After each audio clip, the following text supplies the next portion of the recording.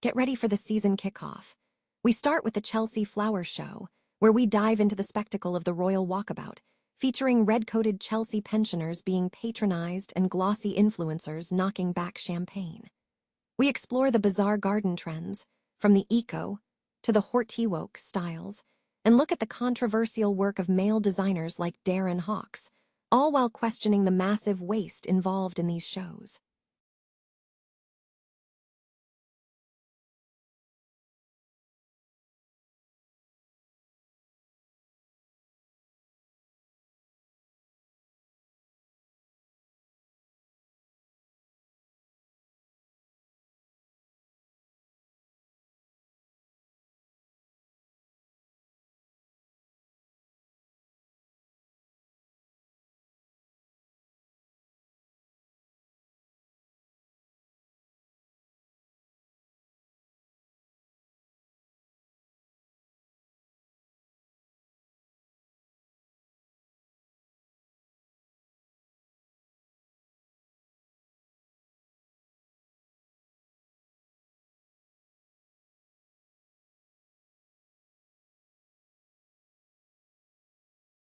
We look at the fight for exoneration and the legal battle for justice that is now playing out in court.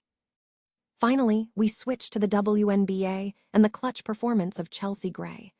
We analyze how Chelsea Gray's late basket was crucial in helping the Las Vegas Aces withstand a tense dream rally, showcasing the grit and skill that defines top-tier basketball. Don't miss the rest of the story. Stay with us for more breaking news. Chelsea Flower Show is facing significant scrutiny this season, with observers noting a focus on spectacle over substance.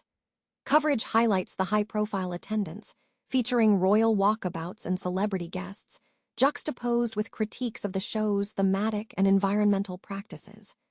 Attendees are noted to face challenges in viewing the exhibits due to high ticket prices. The garden displays themselves present a diverse, sometimes contradictory, landscape. Themes range from eco and rewilded designs, featuring curated collections of weeds, to celebrity-driven displays, notably featuring David Beckham alongside support from the Royal Horticultural Society. The show also addressed the lifting of the gnome ban, reflecting royal preferences.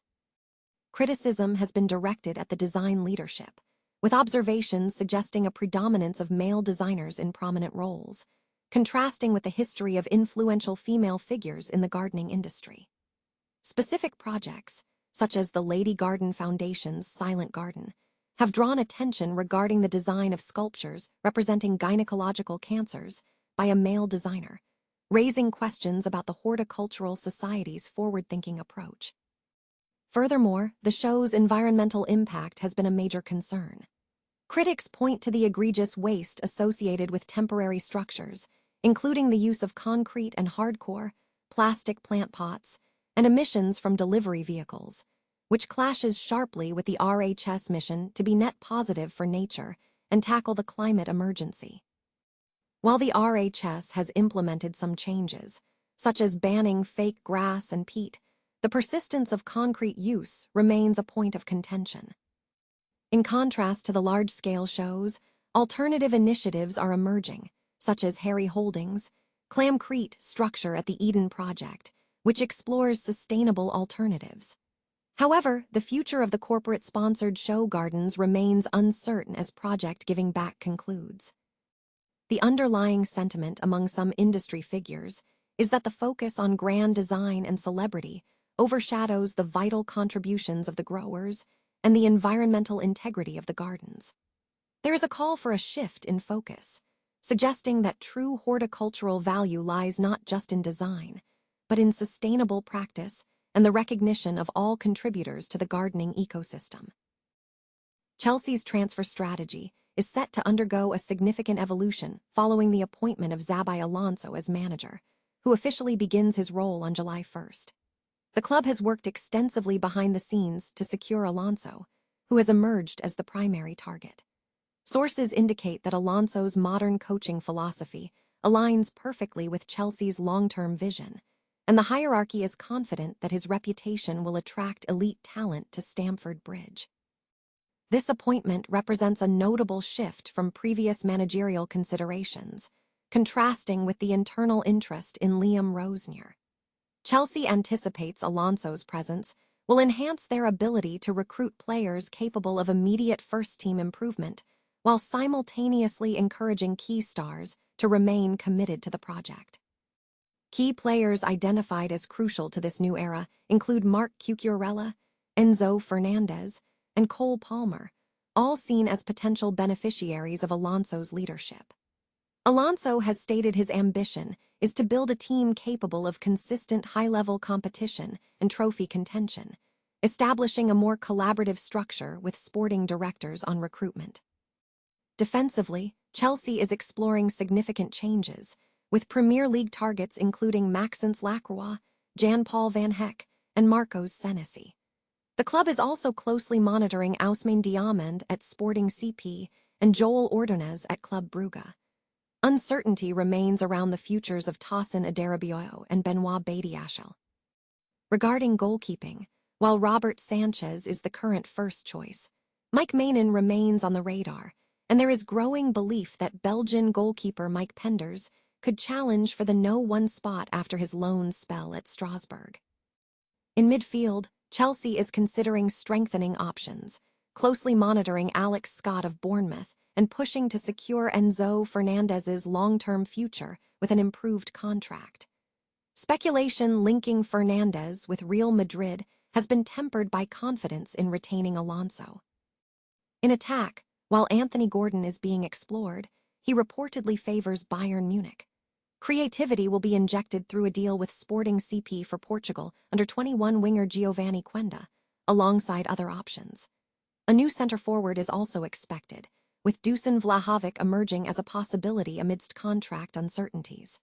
Furthermore, the club faces a major decision regarding the sale of Nicholas Jackson, valued internally around £60 million. With Alonso at the core of the rebuild, the summer period is poised to be a defining moment for Chelsea's squad composition. A man exonerated after spending 34 years in prison is suing the state for the maximum $1 million following prosecutors' decision not to retry him. Thomas Rosa, who maintained his innocence, was convicted of murder, kidnapping, and aggravated sexual assault related to the 1985 murder of 18-year-old Gwendolyn Taylor in Dorchester. Rosa was tried in 3 separate trials, with the final one resulting in a murder and kidnapping conviction in 1993, before he was released in 2020 after a motion for a new trial was considered. In 2023, Suffolk Superior Court Justice Michael Rixiuti vacated Rosa's previous conviction and granted him a new trial, citing new DNA evidence that cast doubt on the reliability of eyewitness testimony. However, Suffolk County prosecutors announced in March that they would not retry Rosa, citing new forensic testing, lost evidence, and changes in case law as the basis for their decision. The lawsuit filed in Suffolk Superior Court alleges that Boston police investigators fabricated information from Rosa's then-wife and alibi, disregarded evidence pointing to other suspects, and destroyed or concealed evidence that could have proven his innocence. Rosa's lawyer asserted that the case against him was weak from the outset, lacking physical evidence tying him to the crimes, and resting instead on identification testimony from witnesses who had limited opportunities to see the victim. Rosa is seeking the maximum $1 million allowed under state law, which some exonerees are calling on lawmakers to increase. Additionally, the lawsuit requests that the courts order the state to expunge all records related to his conviction, grant him a 50% reduction in tuition for state college, and provide health care services and housing assistance. Noi Dung Kai Tight. The Las Vegas Aces secured a crucial victory over the Atlanta Dream in their home opener, narrowly edging out a late rally to claim a 85-84 win. The game was a nail-biter, culminating in a late-game performance from Chelsea Gray that proved decisive. /N with 3.6 seconds remaining in the fourth quarter, Chelsea Gray hit a mid-range jumper that provided the Aces with the necessary cushion. Gray finished the game with 21 points, 6 assists, and 5 rebounds, contributing to the Aces' 4th consecutive road win. /N/, the game featured a tense fourth quarter where the Aces struggled, going 9 consecutive shots without scoring and going over 6 minutes without a basket. The Dream mounted a significant comeback, led by back-to-back buckets from Madna Akat and a three-pointer from Tihina Paupau, bringing the score within 1 point with 2:14 remaining. /N/, despite the pressure, the Aces found a way back. A pivotal moment came when Xabi Wilson scored inside to break the scoring drought, giving the Aces an 83-80 lead with 1:56 left. Following 2 free throws by Alicia Gray, Jordan Canada scored to give Atlanta a chance to tie, but a turnover by Wilson allowed the Aces to regain control. /N in the final moments, after a turnover, Chelsea Gray orchestrated the winning sequence.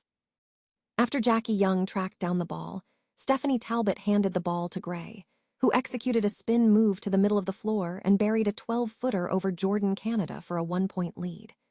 Gray capped the game by securing a steal to prevent the Dream from getting a final shot. /N Aces, coach Becky Hammon praised the team's resilience, stating, "That's who she is. The bigger the moment, the bigger she gets." /N